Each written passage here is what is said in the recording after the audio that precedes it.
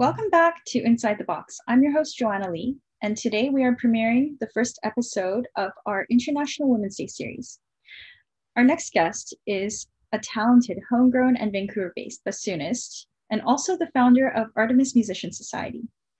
She has performed internationally and has been giving and organizing several performances with Artemis during the pandemic. I'd like to give a warm welcome to Katelin Coleman. Hi. Hi, Katelin. It's wonderful to have you here today. Thanks so much. It's wonderful to be here.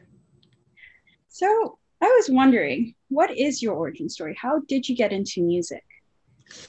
Yeah, that's kind of a funny one because I actually don't come from a family of musicians per se. Like my parents were not professional musicians. My father was a doctor. My mother was an athlete. And I really am a musician who came up through public high school music programs. Up till partway through high school, I always, in retrospect, I always really enjoyed music, and I was, in retrospect, always pretty talented at it, I think. But it was just kind of a fun thing, I thought. I thought it was something they put in school so that you didn't go crazy between, math and some other boring subject. I really didn't think of it as a serious subject that you could do for a career. It wasn't until high school that I really started to get into it and started to consider a career in music. So it really was through public high school that I started on the path to becoming a musician. Excellent. Speaking of academic career, what was the most significant thing you took away? From my academic career, so like university, you mean? Yes. Post-secondary.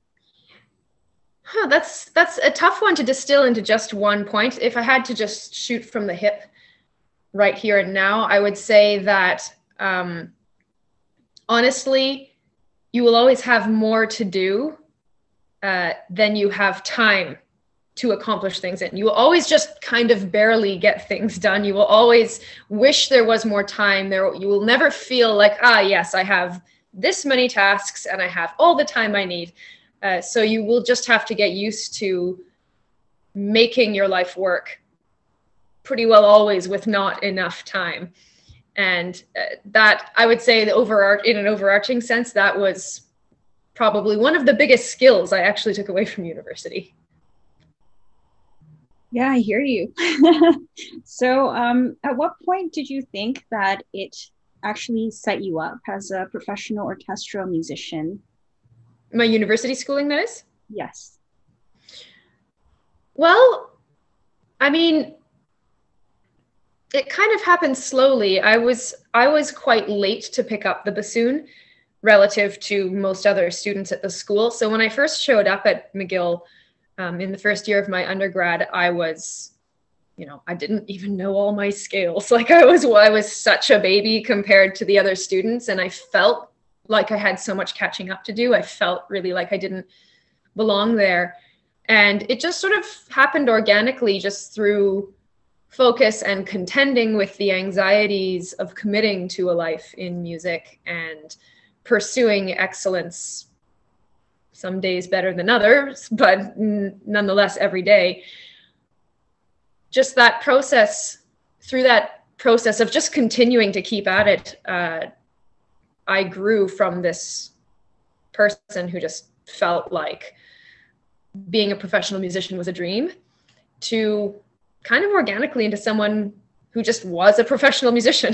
By the end of my undergrad, I then went off for a master's in Germany and I was gigging right away. So it just kind of happened really, really gradually. And I think just the experience of being surrounded by other people who really cared about the same thing that I did. And I was lucky to have a really good friend group there of really gifted musicians who just all shared a passion. Being in that sort of community setting where you're surrounded by people who all care about the same thing, and who share your interest, who you can share your interest and your passion with, people that you can feel connected to through the pursuit of what matters to you. I think that's really critical. And I think that's in retrospect, a large part of what set me up the best through my post-secondary education. Of course, the lessons and the courses and the history, the theory, all the information you learn is fascinating. I actually really liked, I was a good student. I really enjoyed the academic side of music and university in general, but that's kind of stuff that you could learn and not be a professional musician. You know what I mean? Absolutely. So it was really sort of the just learning by doing and learning by being surrounded by other people who are also doing the same thing as you, who are pursuing the same thing as you. I think that really has a lot to do with why I kept at it and in the end became a professional musician. That's wonderful to hear. And we're so lucky to, experience that with you. Mm-hmm. So speaking of your life as a professional orchestral musician, what was that like in Europe? And can you tell me more about your experiences and what your thoughts are on your career path?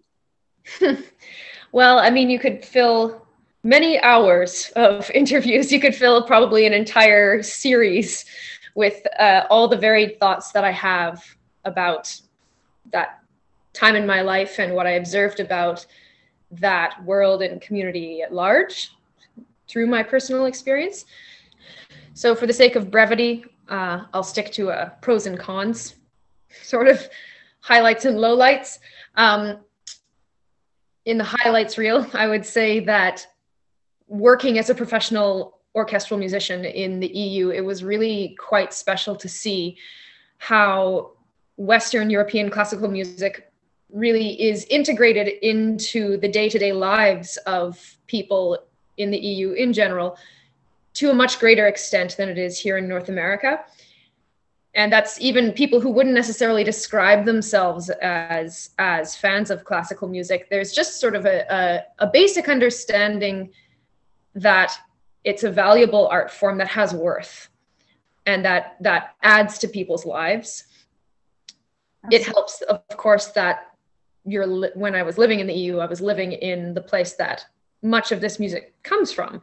So you can really feel, I found that living history. It's not a museum. It doesn't feel as much like a museum piece.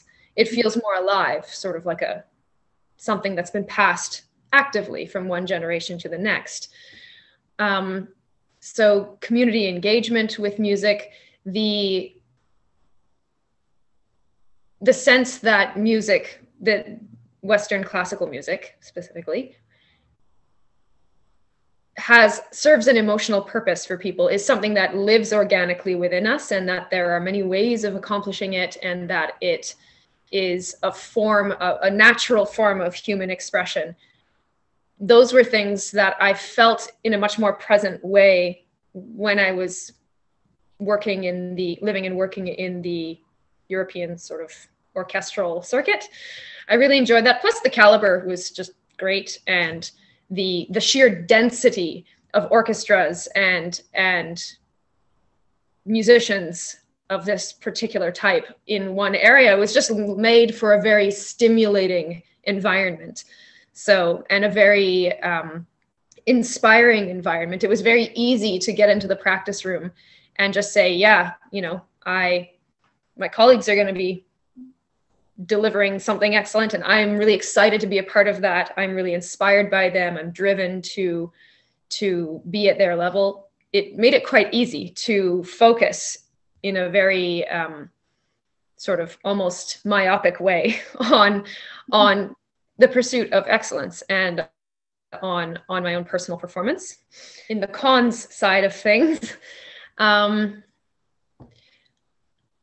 would say that while I still believe that Western European classical music is music that really can be for everybody, it should be for everybody, the classical music world has been catching a lot of criticism lately for being effectively a white, male, cisgendered space.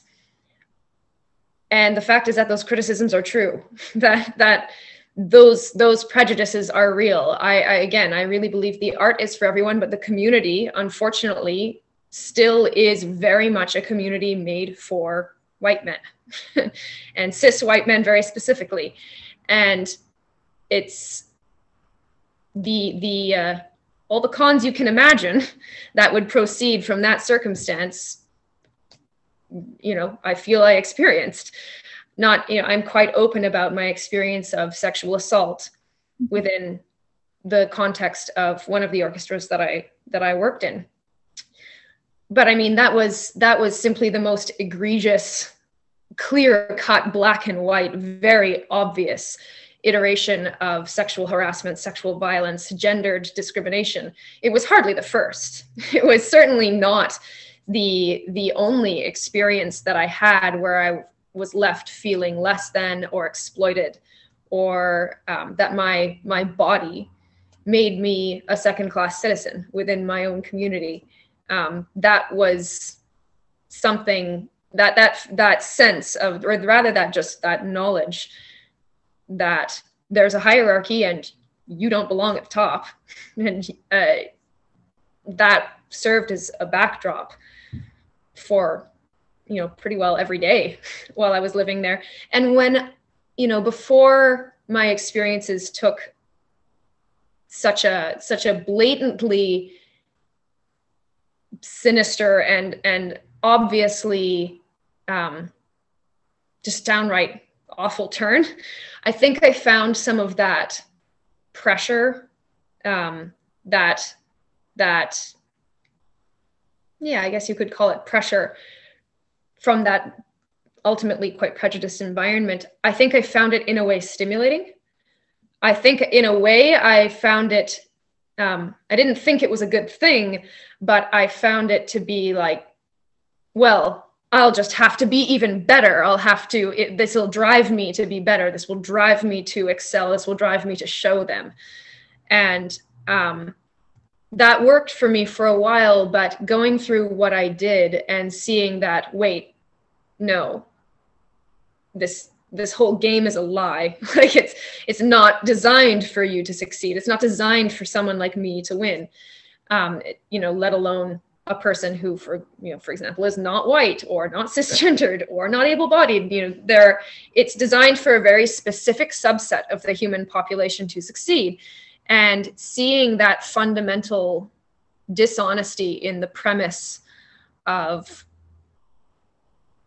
in some ways, the whole genre of music, the whole pursuit, that was a real eye-opener to see that, no, it's not only is it prejudice, but it's not a prejudice you can overcome. You can't be the model woman musician who proves that woman musicians are worthwhile, because there's no interest in discovering that women, for example, or people of color or non-binary people, there's no interest in seeing people who don't belong to this very narrow subset of the human population really, really rise and succeed and hold power within this community. The status quo is very rigid. And of course, there are people who would love to see that. There are individual people whose hearts are in the right place. There are individual people within the classical music community who would be happy to see change, who are pushing for change. But on the whole, the system is designed to favor some people in a very small subsection of humanity over others. And that is something that I think they're a little bit more blatant about in the EU than they are here. It's a little bit more socially acceptable to object to somebody holding a certain position within the orchestra because she's a woman. Whereas if you would even say something like that in Canada, for example, you would usually fairly expect to face some pretty serious criticism. And it's not to say that those prejudices don't exist here, but we're a little bit more sensitive about not saying them openly, which is not necessarily a good thing. But yeah, I think it signals, painting in very broad strokes, obviously, because every European nation is different. But in a general sense, my impression being in the EU is that it was almost as though, in terms of social progress, they're kind of a generation behind where we are. So you see basically like the levels of gender parity in many top orchestras. You could almost say that they're like a few rows back from where we are. You know, you might see gender parity in the strings, but you wouldn't necessarily see it in the wind section. And it's going to be a notable exception if you see any women at all in the brass, let alone the percussion. Whereas I feel like in North America in general, you might see pretty good gender parity in the strings and also pretty good gender parity in the winds, and then the odd woman here or there in the brass and maybe some in the percussion as well. So it's almost as though the progress of women, for example, is a few rows back in European orchestras, was, you know, my observation. Now, how can we change that as women and as people who have experienced that sort of bias and, you know, negative connotations? What would you say would help change that environment? That's a very huge question, because I think at the end of the day, something many of us, myself certainly included, are having to face more and more is the fact that this entire environment was manufactured to be this way. It's not a mistake. It's a feature, not a bug, you could say. So I think it's really not enough to say, well, look, we have gender parity in the strings, or, well, look, we hired, you know, there's like a Black person in the orchestra, so now we're fine. Now we're good at that. You know, we can't just talk about the optics of hiring practices. We can't just talk about the surface level day to day. We can't, and we certainly need to stop hiding behind the screen, as in, I mean, the audition screen, and pretending that that means there's no discrimination happening. Because frankly, it's just very obvious that, first of all, there are ways of getting around a screen if you really want to. There are also any other number of parts of the audition and hiring process that don't have a screen. There's no realistic way to impose a screen on a person's entire trial, for example. And I think an honest reckoning starts with an honest conversation and listening to the voices of people of color, people with disabilities, non-cisgendered people, women. We need to center a different set of voices than have historically and are contemporarily centered in Western classical music. We actually do need to stop prioritizing the voices of cis, straight, white men at the expense of everybody else. So progress begins with listening to the communities who are being harmed by the way the status quo is currently. And that takes time, and it takes genuine engagement, and it takes genuinely shutting the fuck up and listening to those who would really know what needs to happen. Because at the end of the day, an institution that is designed to serve the interests of a very narrow group of people, a very small population of people, only knows how to do that. It's not going to be able to invent from within itself a new way of doing things that benefits the wider human population. It needs to listen to external influences and the voices of people who are within the community but are not being served by it. Absolutely. And thank you for, sharing all that. It must not be easy for you to do all this.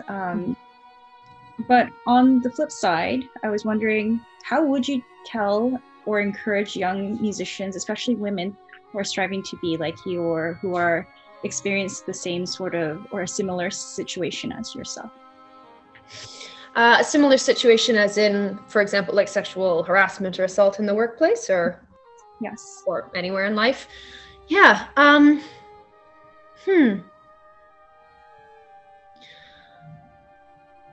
I think at the end of the day, you have to learn to be comfortable with not always being liked. You have to recognize that the things that, the behaviors, the kind of societal conditioning that we, especially as girls, are brought up with, are designed to keep us small, and they're designed to keep us compliant. And if you really want to live authentically, if you really want to make change in a system that you don't feel is right, you have to be prepared to not be a good girl all the time. You have to be prepared that your community might turn on you. And you have to come to be okay with that. The nature of a status quo is that whatever serves that status quo, whatever is in compliance with that status quo, will always feel good. It will always feel natural, and it will always feel easy, and it will always, certainly always feel much better and much more natural and much easier than anything that defies that status quo. That's how status quos replicate themselves over time. So understand that very often when it comes to systemic issues that really need to be addressed, the uncomfortable thing is probably the right thing. And have faith in yourself and understand that, your failure to meet society's, or perhaps even your own community's, expectations of a nice girl, of a good colleague, is not really a failure at all. Sometimes that's a signal that you are succeeding. Sometimes that's a signal that you are doing really authentic work. So I would just encourage any person, this is not unique to women and girls, I would encourage any person who wants to make a positive difference in the world to not let the reactions of others, not let the reactions of the sort of dominant discourse in whatever setting you're in determine your self-worth. Absolutely. Because if you want to do what's right, chances are you're going to be displeasing those dominant voices, that dominant stream of discourse pretty regularly. And learn to find self-worth in that. Learn to find the value in being the person who has the spine to do the right thing, and recognize that no amount of money, no amount of prestige, no amount of professional standing is worth the sacrifice of what we know to be right. Thank you for sharing that. I really appreciate that. Speaking of building blocks and your role as being a founder of Artemis Musician Society, what was the inspiration behind building this foundation? Oh, I mean, my experiences, my personal experiences for sure, and definitely my experiences as a survivor of workplace sexual assault in particular, and just seeing firsthand how absolutely inexcusably, egregiously the system really is broken, really does fail survivors. This really showed me the pressing, urgent need for something to address that. And, also my experience being a person who grew up as a sexual violence survivor, from a very young age, just experiencing this sense of otherness that separated me from other people, that made me feel that I couldn't belong in any community, that I didn't belong with normal people. And, you know, some of that messaging was implicit just because of the taboo that surrounds the whole subject of sexual violence. And some of it was quite explicit in terms of, you know, social fallout and losing my job in the wake of reporting a sexual abuser in my workplace. And so it really, for me, it really drove home the need for there to be a place where survivors could know they do belong, where their rightness, just the way they are, could be acknowledged, could be celebrated. And to me, it just became so obvious how much the taboo around the whole subject disadvantages the survivor at every stage of the experience.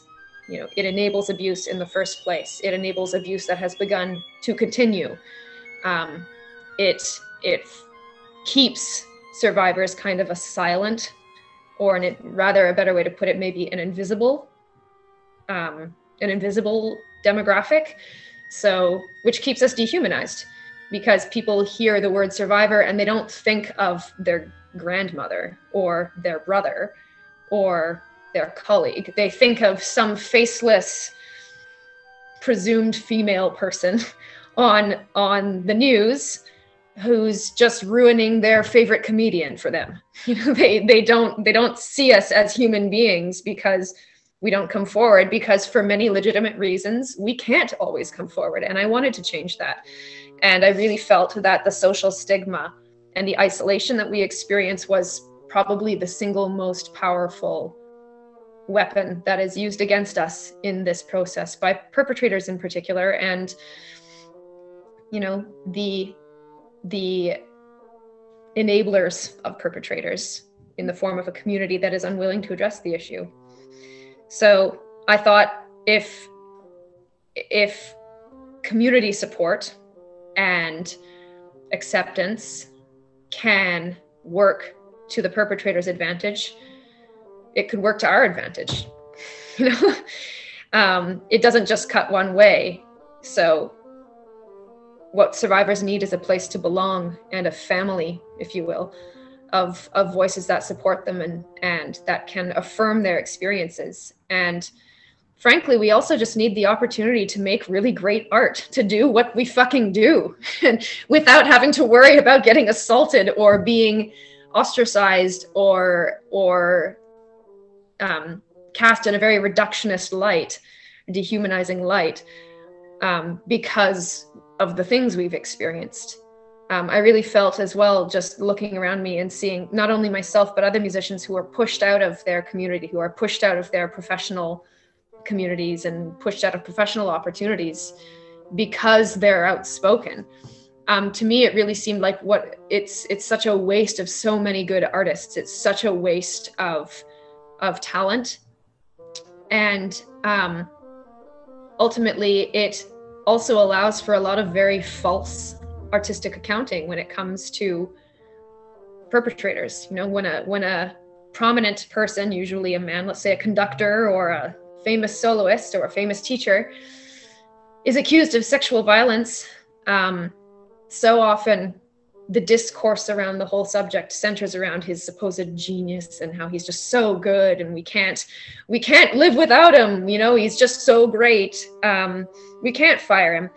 And to me, this is nonsense, not only because, like, very often they're not that good, but also because if you only factor in the performances that happen, that figure was directly involved in, you're not actually counting all of the musicians that he might have pushed out of music altogether.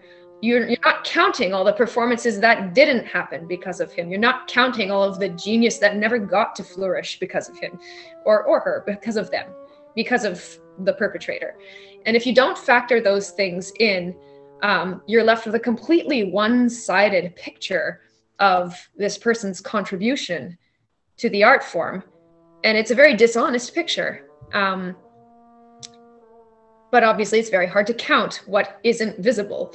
So I thought that by making survivors more visible, we could also start to account a little more honestly for the whole impact that perpetrators have within our community. And we could really start to see what the world has been missing because of them.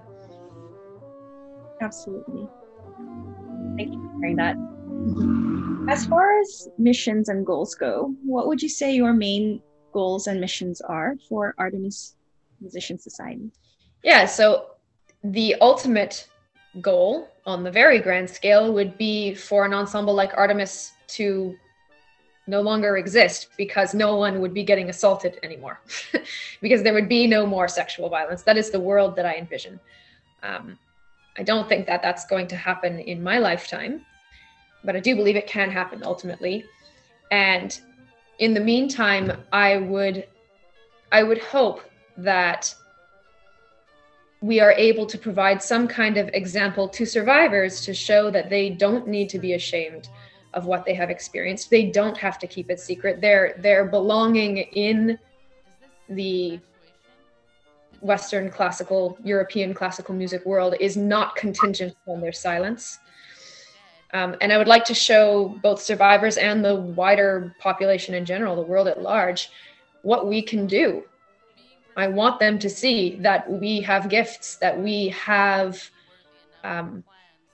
incredible things to show the world, that we make extraordinary art, and that not only are we can some of the most gifted musicians be counted amongst our ranks, but also we're capable of making types of art that speak to certain experiences that people who are not survivors cannot make. We have things to say artistically. We have corners of the human experience to illuminate that other people can't necessarily. And so there is value in exploring our experiences and not just sweeping them under the rug. That is, speaking broadly, those are sort of the two main categories I would really like to, of goal that I would really like to see realized within my lifetime. Thank you for sharing that, Katelin. That is amazing that, you set specific goals for Artemis, and having that sort of society where there would be no assault or survivors is ideal. A little utopian, but I would say it is a wonderful dream and a wonderful goal to have. And hopefully it may happen in this lifetime. Mm-hmm. Speaking of projects with Artemis, you had one that was recent in collaboration with the House of Sharing. What was the biggest takeaway from the project, and what was your end goal? So I would say that my end goal was maybe also kind of my process goal, if that makes any sense. I just reading about what these women experienced and how they came forward in a time that was even much less friendly to survivors than the world we live in now, and how they spoke about their experiences, I was really quite blown away by their capacity to be candid about how it really impacted them. And I felt I just wanted to connect with them. I saw them as role models in a way. I found their unflinching honesty about the impact that their experiences had had on them, and their ability to recount such unthinkable horror. So it might sound strange to say, because looking at the story of the comfort stations and the so-called comfort women, there's not a lot of reason to feel good about humanity in those stories. It's some of the most horrific brutality I've ever heard of. I felt just reading what these women had to say about their experiences and the authenticity, the candor with which they expressed themselves, something about that really struck me in a way that, and it really seemed that they were getting at something about this experience and the phenomenon of sexual violence in general that I feel we still don't quite get right, even today, living in the so-called, the post-Me Too era.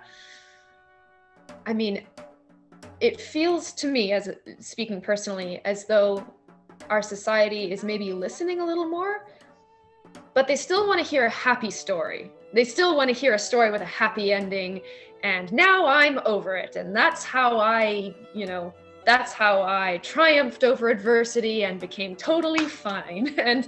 And there's a lot of this kind of, I really kind of feel in a way that it's positivity porn. We're becoming willing to talk about sexual violence, but only if it doesn't make, the society in general too uncomfortable. Only if we kind of, we can make them tense by talking about sexual violence, but only if we kind of take care of them by saying, oh, and now it's fine. And, and then I moved on and I triumphed and I survived, and it, isn't life great now? And my personal experience with sexual violence is that that's not very often what it feels like. Like if it does, and that's your own story, then great. That's fantastic. I would love for that to be, I would love for no one to be sexually assaulted in the first place. But for people who do experience that, I would love it if we would all feel that it was behind us and we came out victorious in the end. But I think what those of us who have experienced sexual violence know is that overwhelmingly it doesn't stop with the instance of sexual violence itself. Like, we continue to be devalued and treated as lesser and ostracized long after the assault. And so, generally speaking, I don't wake up every day feeling like, haha, I've won. That's just not what it really feels like. Firsthand, at least not to me. And the fact that these women were able to not only name these experiences that were so unimaginably horrific, and to do so unflinchingly, but that they were able to say, you know what, it ruined my youth, it destroyed my life, and I'm still pissed about it. I felt that they were kind of articulating something that it's actually still taboo to say today. Like, it's okay to be a survivor, but it's not okay to be mad about it. It's okay to be a survivor, but it's not okay to not be over it. I felt that these women provided, to use kind of a cliche term, a role model for, certainly for me, I looked up to them for their candor and for their authenticity and for their ability to speak through so many layers of taboo. And I wanted to connect with them.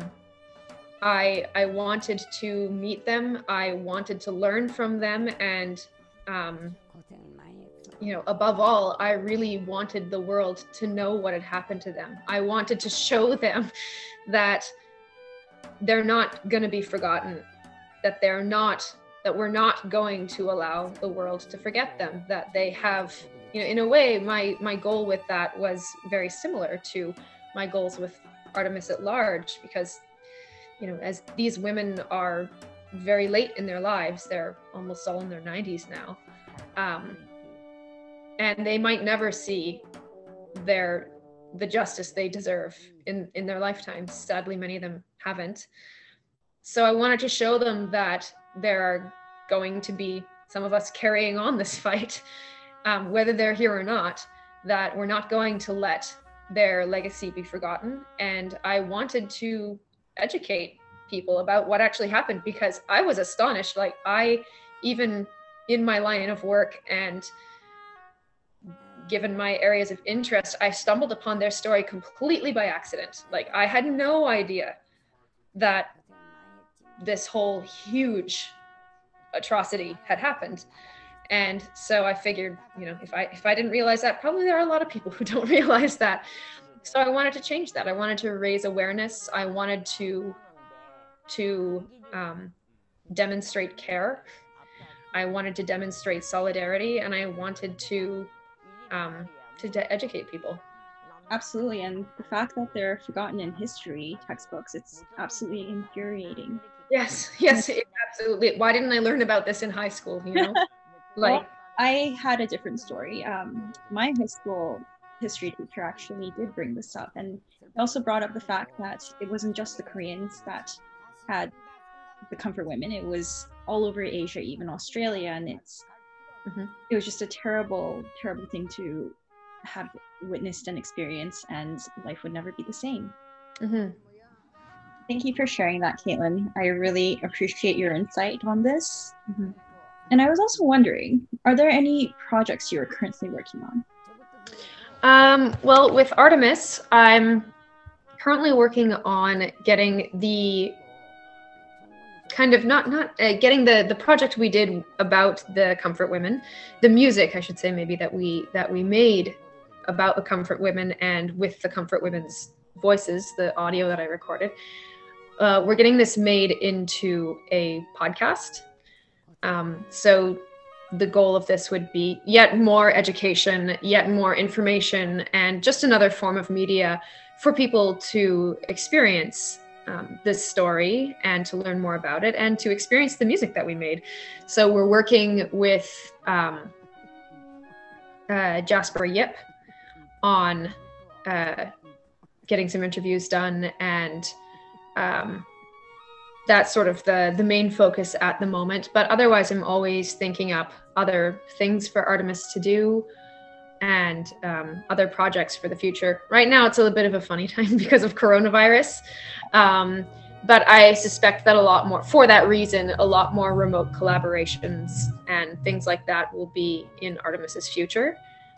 Because who knows when we will be able to make music in live again. Absolutely. Thank you so much for sharing your story. It was an absolute pleasure to have you here and to have more insight on what you were going through and how your work means a lot to society. That just speaks volumes to you as a woman.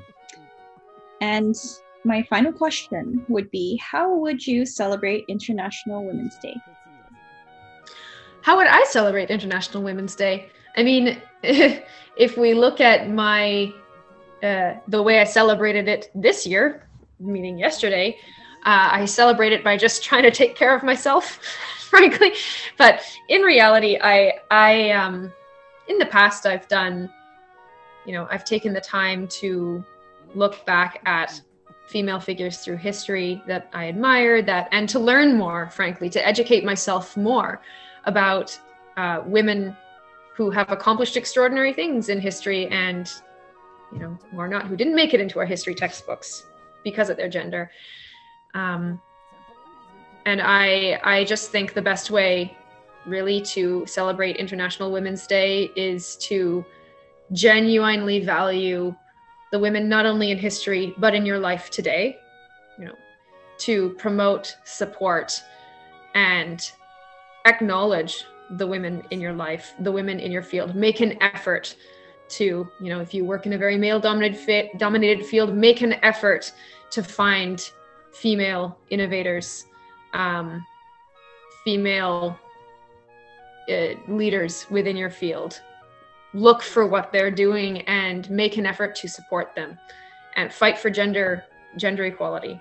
You should really do that every day, but at the very least on International Women's Day, that would be good. So.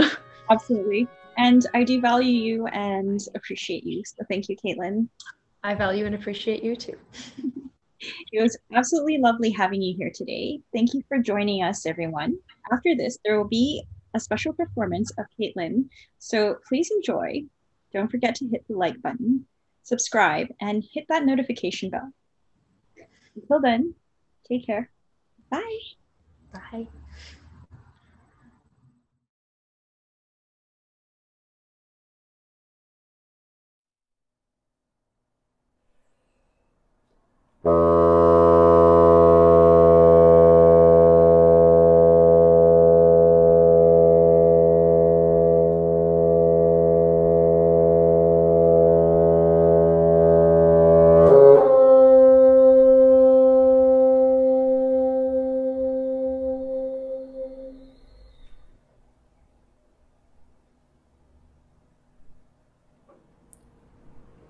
one day in June at the age of 13.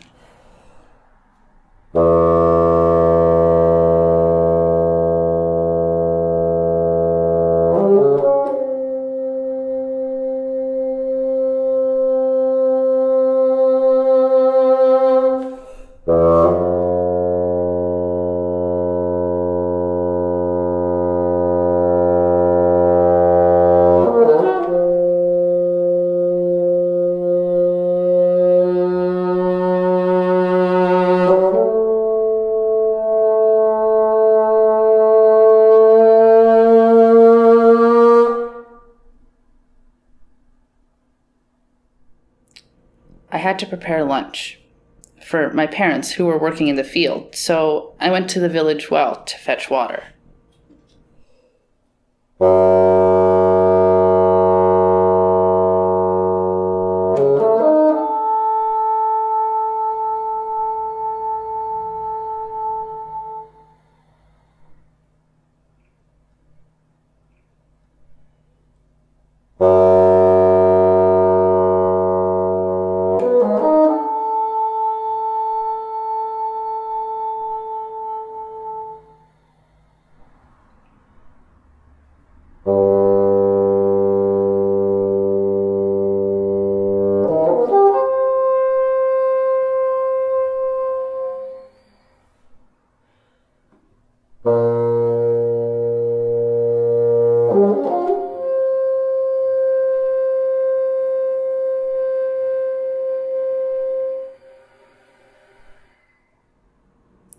A Japanese garrison soldier surprised me there.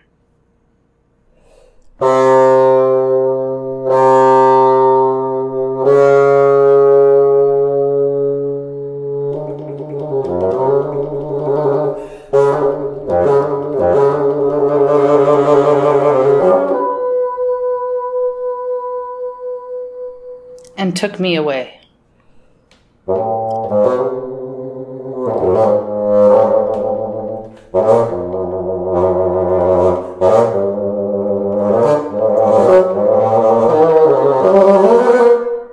So that my parents never knew what happened to their daughter.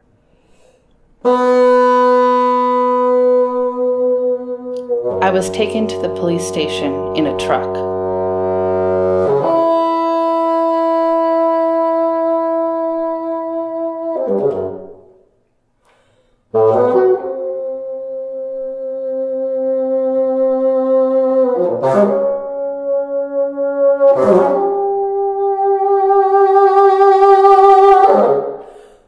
When I shouted, they put socks in my mouth and continued.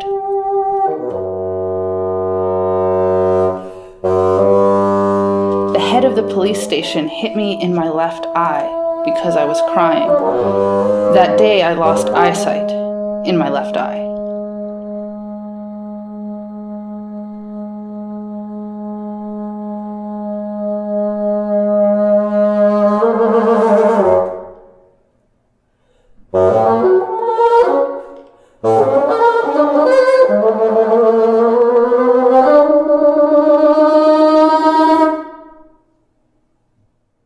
Tried twice to run away.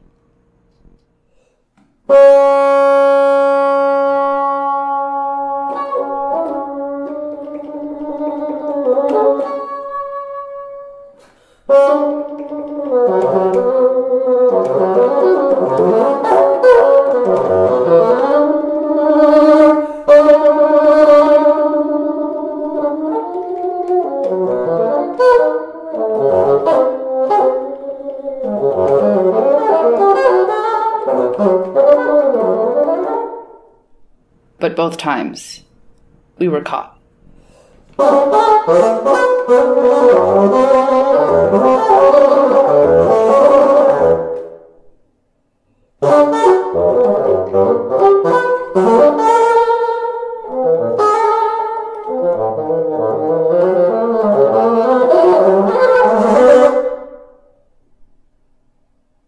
The head of our village came to our house and promised me to help me find a job in a factory.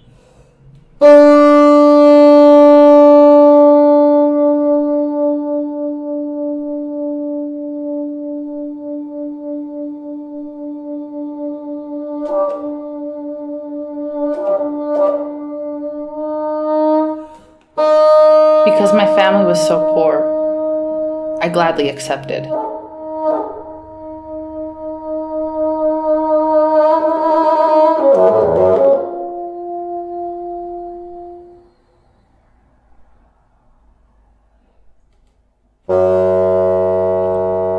We were put onto a train, then to a truck.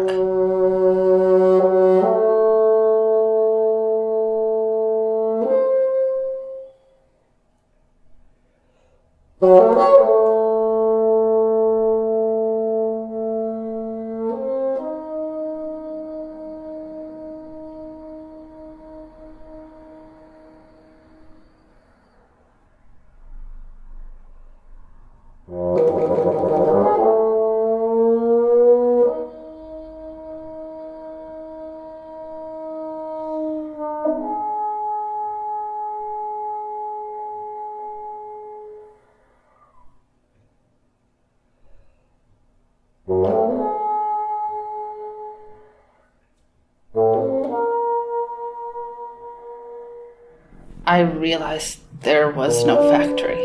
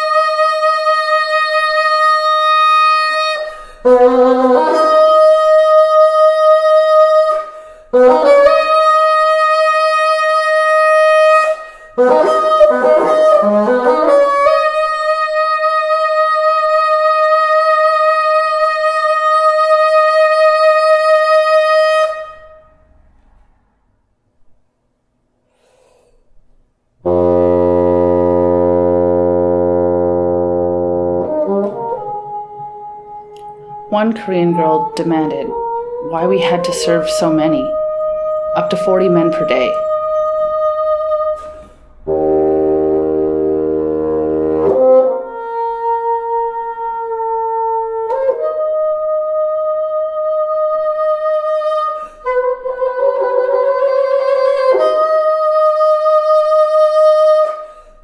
To punish her for questioning,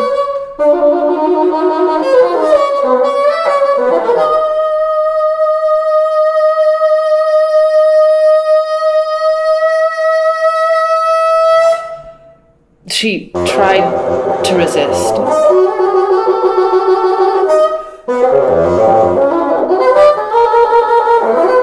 She was taken to the courtyard and in front of all of us to punish her. She tried to resist.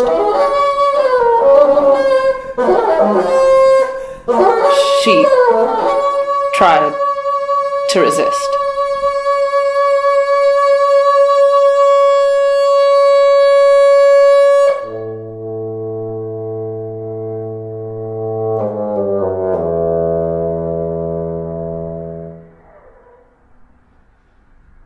When I woke up, I was on a mountainside.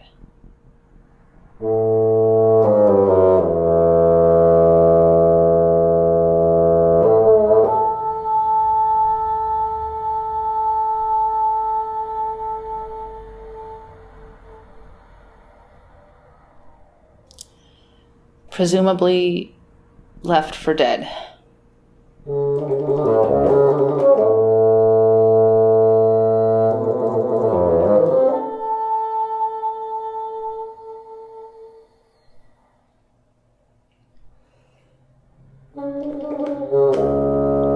All my life, I have suffered for it.